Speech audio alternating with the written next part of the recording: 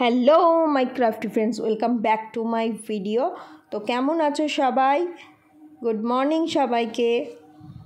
গতকাল আমি এই ক্লে জুয়েলারিটার মেকিং ভিডিওটা তোমাদের সঙ্গে শেয়ার করেছিলাম। আজকে এটার কালার করে দেখাবো।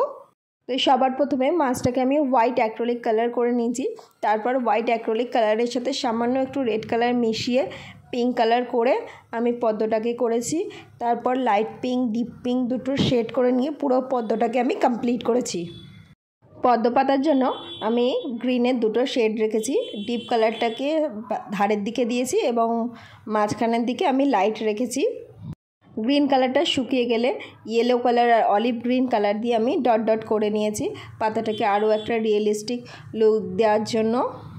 মাছটা কালার করার জন্য আমি ব্লু কালারের 3টে কালার আমি ইউজ করেছি। পেটের দিকটাতে মাছের আমি একটু লাইট রেখেছি, ধীরে ধীরে যত ওপরের দিকে গেছে তত আমি ডিপ কালার করেছি। সেমভাবেই আমি মাছের লেজ এবং মাথার অংশটাকেও নিচের দিকে আমি লাইট রেখেছি, আস্তে আস্তে ওপরের দিকে আমি ডিপ রেখেছি।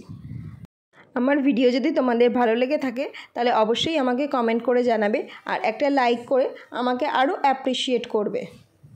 তোমাদের একটা লাইক কমেন্টের বিনিময়ে আমি আরও উৎসাহ পাই নতুন কিছু বানানোর। তোমরা যারা ভিডিওটা ফেসবুক এবং ইনস্টাগ্রাম থেকে দেখছো তারা অবশ্যই আমাকে ফলো করে দিও।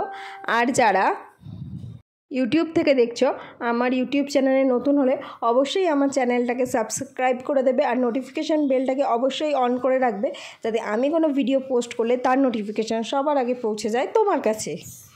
কথা বলতে বলতে মাছের কালারটাও মোটামুটি হয়ে গেছে। এবার আমি সাইডটাকে একটু ইয়েলো কালার দিয়ে নেব, তারপর ব্ল্যাক কালার দিয়ে মাছের চোখটাকে কমপ্লিট করে নেব। মাছটাকে আরও হাইলাইট করার জন্য মাছের আঁশগুলোকে আমি একটুখানি গোল্ডেনের শিমার কালারটাকে লাগিয়ে দেবো, যাতে আরও আঁশগুলো হাইলাইট হয়ে যায়। মাছের লেজগুলোতে, পাখনাগুলোতেও আমি একটুখানি গোল্ডেন কালার দিয়ে হাইলাইট করে দেবো। আমার মতন তোমাদের কার কার ক্লে জুয়েলারি ভালো লাগে আমাকে অবশ্যই কমেন্ট করে জানাবে। এরপরে কটা টার্সেল লাগিয়ে নিলেই আমাদের জুয়েলারিটা পুরো কমপ্লিট হয়ে যাবে। টার্সেলগুলো আমি আগে থেকেই বানিয়ে রেখেছিলাম। ফেভিকল আর ক্লে দিয়ে এগুলোকেও লাগিয়ে নেব। ফেভিকল আর ক্লে দিয়ে এগুলো লাগিয়ে নিলে যেটা হয় কি, এটা কোনো দিনও খুলবে না, এটা এতটাই হার্ড হয়ে যায় শুকিয়ে যাবার পরে। তো চলো, এটা তো রেডি হয়ে গেল, দেখে নাও আমাদের ফাইনাল লুক।